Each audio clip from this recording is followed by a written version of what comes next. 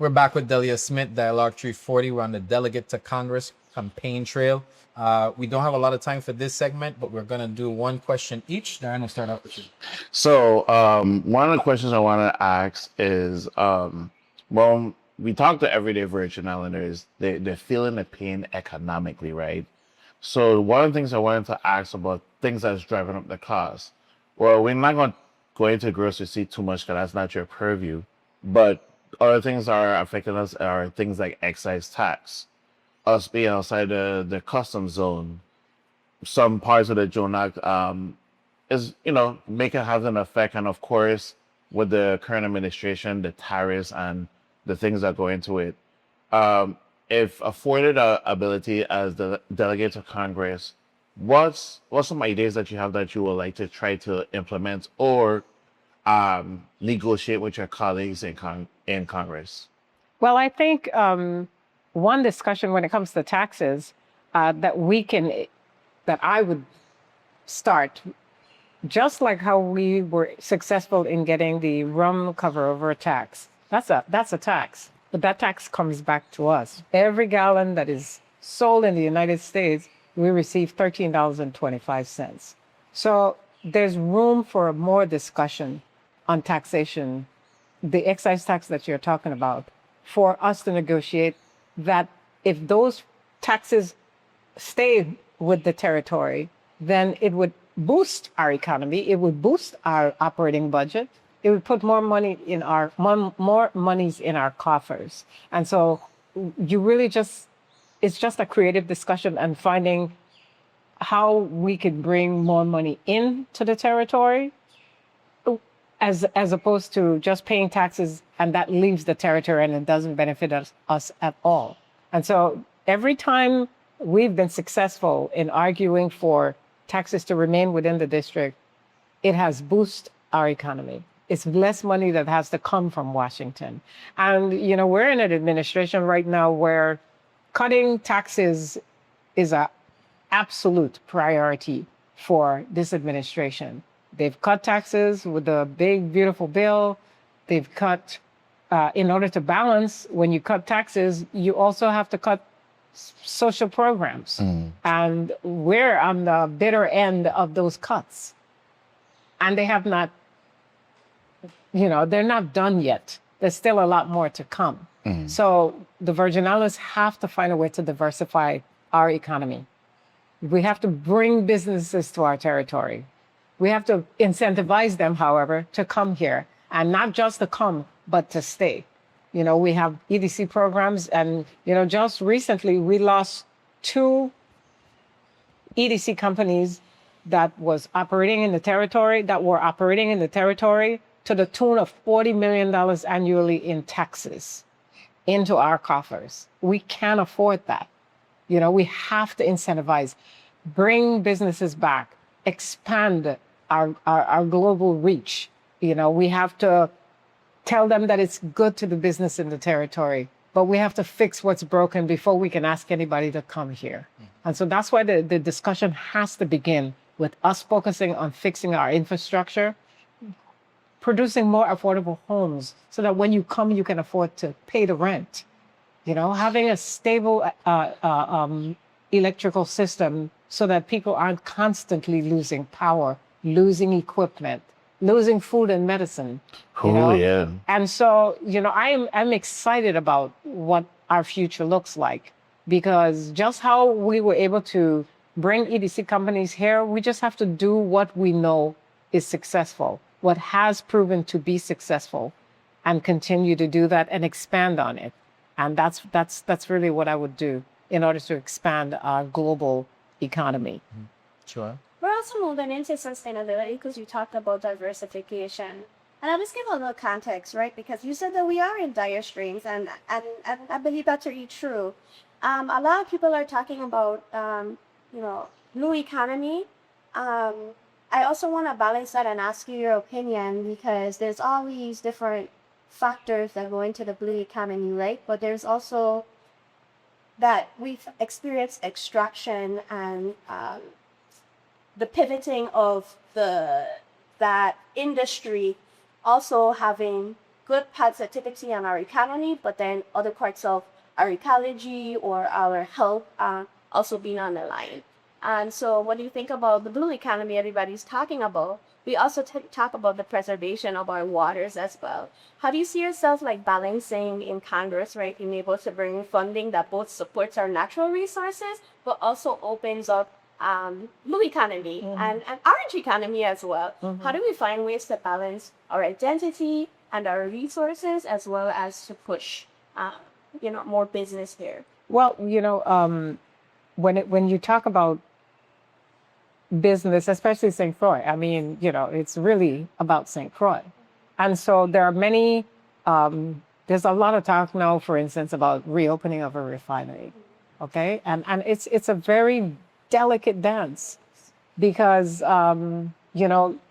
we shouldn't, St. Croix people should not have to pay for the cost of doing business and improving the economy and bringing resources to St. Croix shouldn't come at a cost of anybody, of their health. It should, one thing should have nothing to do with the other. And so it's a delicate dance. And you have to listen to the people who live here to know what's the right direction, what is needed in St. Croix, what is the best industry.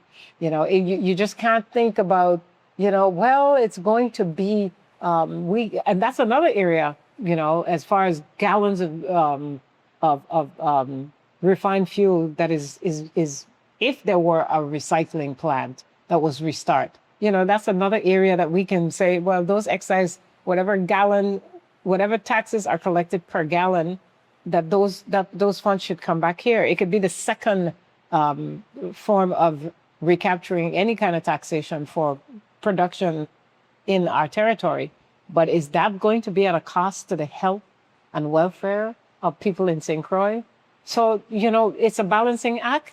And the only people who should have the right to make those decisions are the people who live on this island. Okay, so that's where the discussion has to start. Okay, and so because it's your right to do so, you should make that decision. And that would inform me as a delegate as to what projects or programs I should be fighting for in Washington. But apart from that, agriculture, that's a huge, you drive in St. Croix, and that's when you realize how small St. John and St. Thomas is. I mean, it's amazing, the land that you guys have here. The color of the soil is almost black. It's so beautiful. Anything grows on St. Croix. I had a passion fruit the other day. It was the size of an orange. A passion fruit by the size of a plum. It's just, there's a lot in agriculture that can be done here.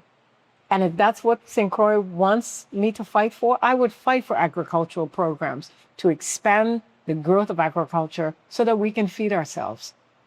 And we would be healthier people, Exactly. So We do want that, exactly. yes. So again, it has to start with a discussion with the people whose lives it would be impacting the most. And that's why you have to listen. Okay, you have to listen to what people say, what they want, and you're not going to get 100% people agreeing, but at least you'll have the majority, and that voice is what dictates how. Because I think people have been saying that for a long time, but you did say it, but it's also upon the people that we elect, because I think the rhetoric has been going on for years. Well, that we want more sustainability. I always say that, we get the representation that we deserve. I agree 120%. We really do. Always, but we don't hide hand. Speaking about, you said something in the previous segment where you said you'd work with federal partners. Absolutely. The Virgin Islands still sits underneath the Office of the Interior. How can you work with the Office of the Interior to either get stronger support, because oftentimes you get some funding from them, but what can you do to kind of give us more importance on the docket for the Office of the Interior so that we're receiving maximum funds and resources? And I'll ask you a second question after that. Well, one of the skills I learned as a U.S. attorney, again, when you are one of 94, okay, because there are 94 U.S. attorneys in the United States, we're the smallest. I mean, that goes without saying, right? We're the smallest. And so you're this little, place out here in the Atlantic Ocean, and you're competing with California or New York or Boston or Florida, large, extra large districts where the priorities are, enormous. And so it takes a level of negotiation, being able to respectfully but very firmly demand that I am part of this organization and I need to be heard. One of the things I learned to be most critical as far as skill set is you can make as many PowerPoint presentations as time would permit. But if you were to go and say, I need you to come to my district so that you can see what we're suffering, how you can the only way you could really appreciate what I am living with is so you can come and see it for yourself. And I would invite individuals from the different components of the Department of Justice to come to our district. I remember this one guy, and we would ask for more money for travel. And it was like, why would you need more money to travel? These are small islands. They're just thinking about our size, not what it takes to navigate if an attorney has to appear in a St. Croix case. And you have to fly the goose, okay? Or you fly the whale. It's a plane ticket. So it's not that simple. And when I brought that individual, and he sat in the Seabourn for the first time, and he's sweating because he's never ridden, and it wasn't the heat, it was the fare. Because he could never have appreciated that that's what we have to do in order to appear on a case on St. Croix, or vice versa, So, when you explain to them the power outage issues and that we need to replace, equipment at a far faster pace than anyone in the United States, continental United States, they didn't understand. You come to the territory and you realize how many power outages we experience. And I don't care how many generators you have or power, what do you call those things? The surge protectors. Eventually, the machine just stops working. And so then they understand, oh, that's why they need a bigger budget. So sometimes it really just means bringing a person to walk in your shoe so they can have a firsthand knowledge of what our challenges are. And I think those are some of the skill set that I believe I can take with me because I've done it before and I've done it successfully. So that brings me to the second part of my question. Oftentimes you look at the delegate as the person that goes asks for money. Do you see a way that you can work with the federal level offices, the Department of Education, Department of Human Services, and help to bring resources, intellectual support to help our local departments navigate some of the federal grants? Because as you've noticed in the Virgin Islands, we send back federal funds too much and too often. Right. Do you see yourself working with the national and federal Absolutely. levels to help shore up some of these issues and inconsistencies? Absolutely, because it's really all about building relationships. Everybody wants to know that they're needed. And it's about the ask. You can't be too proud to beg, but you have to build that relationship before you could move into that space where people trust you or even care enough about you and your causes to respond in kind. And so one thing I know, again, from being a U.S. attorney is that my primary goal as a U.S. attorney was to help the AG's office, the local prosecutors. You know how many resources the federal government has? We have all these agencies with all kinds of resources. We can build cases. We can provide all of the whether it's ballistic evidence or forensic evidence or biological evidence. We have those resources. Things move a lot quicker in federal court. Okay, and so I was sure that I'm working with my sisters and brothers because that's the agency I came from. And when we work together, we are the U.S. Virgin Islands. We're in the Virgin Islands. We're the U.S. So that U.S. means that our territory is entitled to all of the resources that are available federally. And we built some very strong relationship during my tenure. And it was a huge success for all of us. All of the cases that we adopted from the local AG's office were successfully resolved. All of them. Are we able to share any of them, or is it? Well, Some of them are current right now. yeah. So we'll leave that to them. But we are limited on time. So Yes. Chalana, Daren, I'll give you guys one more.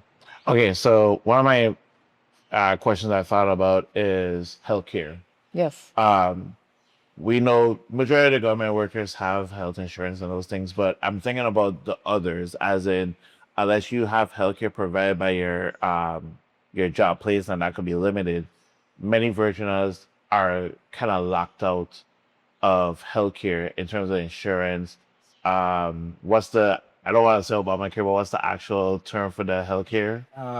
It's We'll leave Medicaid. Obamacare for now, but Okay. I know what you're talking about. In the seat of as a delegate, how can you have that? How can you start that conversation so we could be included? Because we know our healthcare is tapped because we have too many unfunded healthcare, or what we talked about earlier, uninsured. That's right, Uninsured and uninsured. exactly. And then we have these caps in Medicaid that we talked about earlier. What can you do as your purview as delegate to Congress to help remediate some of those issues? Well, I know.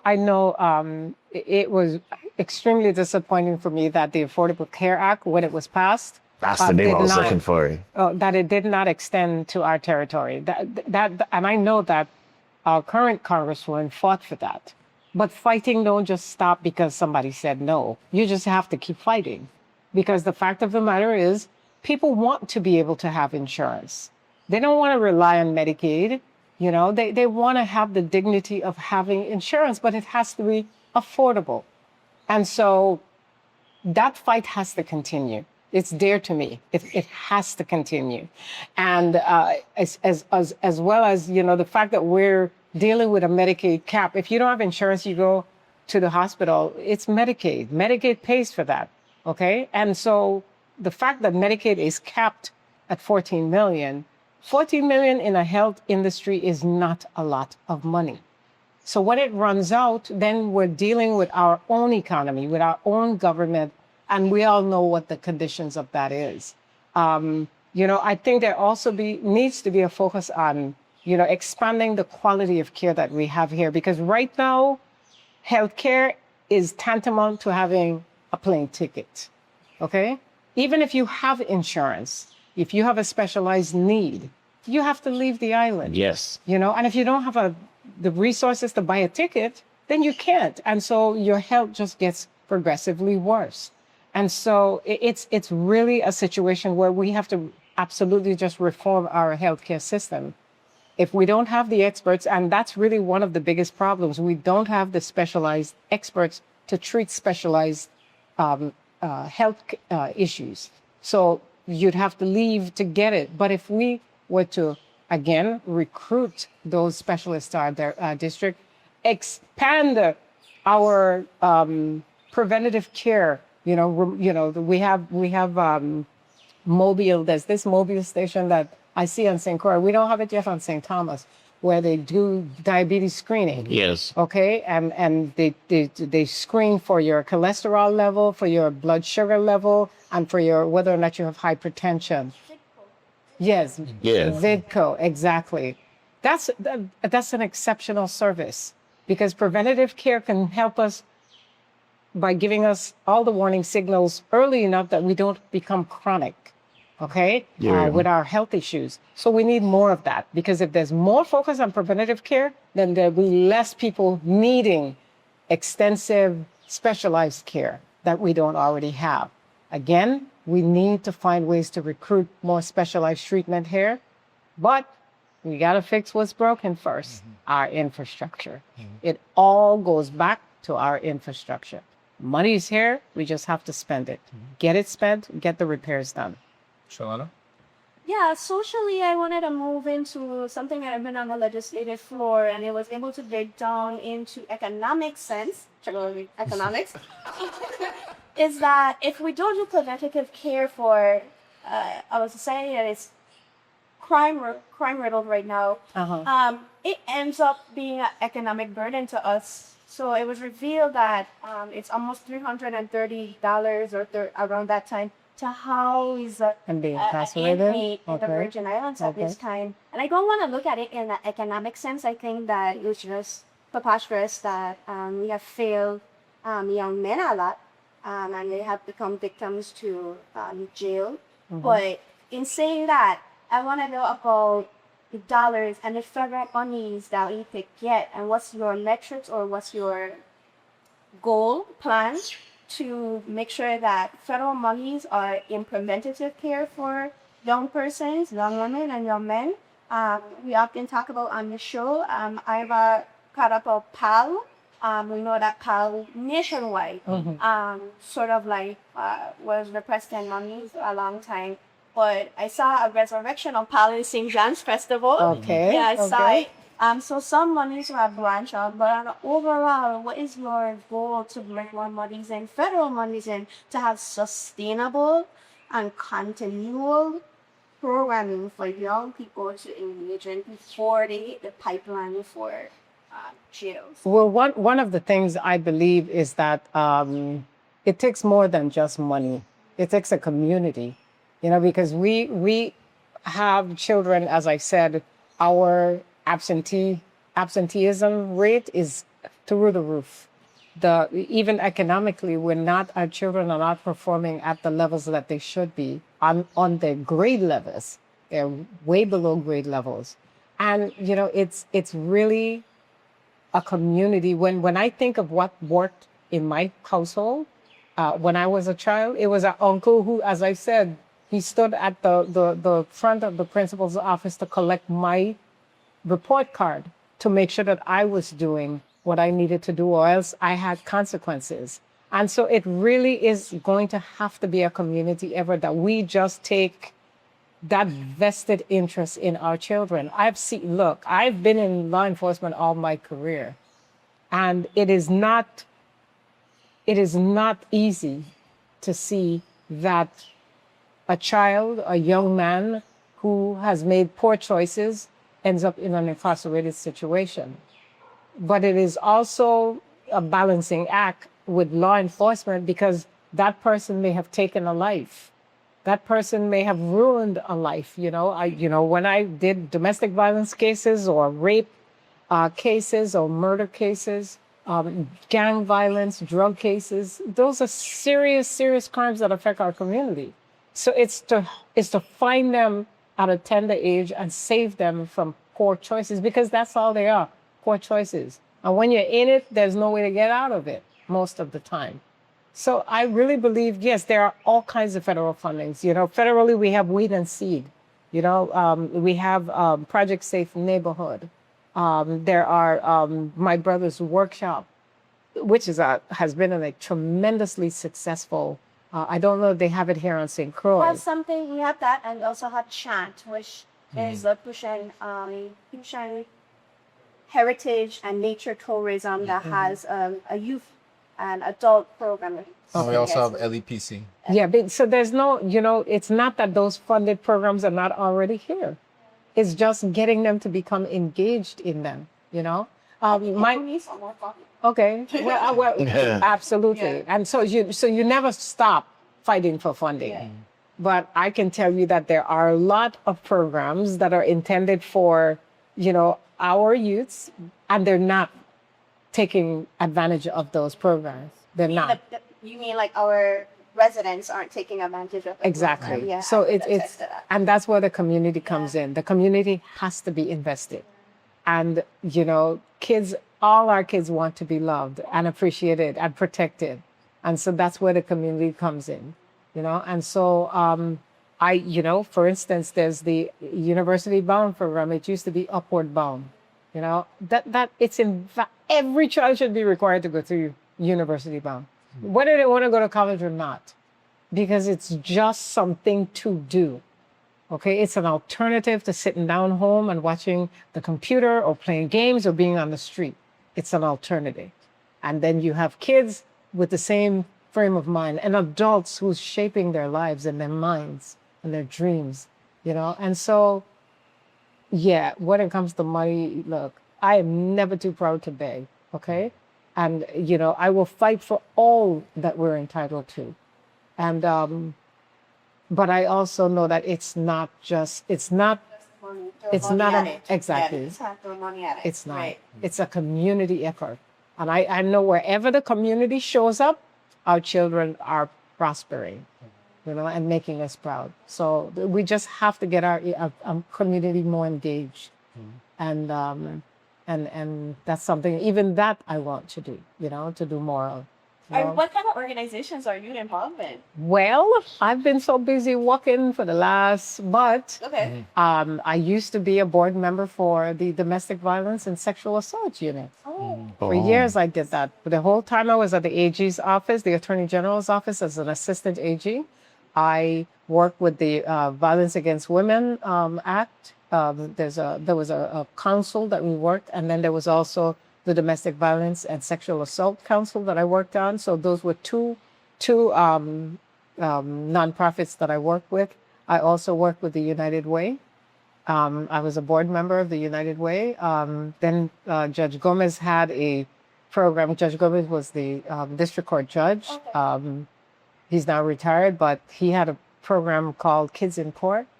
And every month we would put on a mock trial for high school, every school. It didn't matter whether you were high school or elementary or middle school.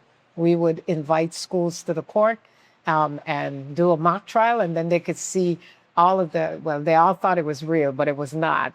And at the end of which we would just introduce ourselves as members of the law enforcement community and just show them that if they wanted to be a judge or if they wanted to be a court reporter or a prosecutor or a defense attorney, a U.S. Marshal, an agent, a federal agent, whatever they wanted to do, they could see in us. And that's something we did every month for almost 15 years. So it was a great opportunity to see our children and to just open their eyes a little wider and to get them dreaming, because I didn't know anything about a courtroom until I was old enough to be a lawyer. So we need to let them know that nothing is too big. They can dream. Said that here on a dialogue, open up and expose children to everything. Everything, exactly. So, exactly. So, Well, let's thank you, Candidate Smith, for coming on Dialogue. But before you go, you can look at those two cameras over there and talk to the community directly. oh, okay. Look, good afternoon again. It's evening, but hello. Delia Smith again, a native of St. John and a servant of this beautiful territory we call our own. I have served you with the highest esteem, the highest honor. It has been my life's work to make the Virgin Islands a better place. I am the proudest member of this community. And I absolutely love to know that we can do so much more. We have the most beautiful part of the Caribbean is the United States Virgin Islands. And the most beautiful part of the United States is the United States Virgin Islands, because we are a diverse people. We come from the Caribbean, we come from the Virgin Islands, and we are the part of the United States. So we have everything, all the ingredients to be a perfect nation. And we all know what the problems are. But it takes a lot of character and decency and hard work to approach the big Washington so that they can respect us, they can embrace us, and they can work for us. And that's what I've done for the last 20 years as a federal employee. And it's what I want to continue to do, to serve my community in the most hardworking and decent and honest way possible. You have entrusted me with some of the most important roles in our community to serve some of the biggest problems we've suffered. And I'm just asking you to give me the opportunity to continue to serve you in this capacity. Nothing here is performance. Nothing here is entitlement. This is literally my life's work. And if you would give me that opportunity, I promise you that I will continue to make you proud. And again, my name is Delia Smith. I'm number 2 on your ballot for delegate to Congress. I hope with your support and with God's grace that I will make it through the primary and on to the general election. Thank you for your time. Well, thank you once again. Thank you to my co-host and Ryan for ever being faithful behind the switcher, and Feather Leaf Inn for having this beautiful space. Dialogue 340. See you next time.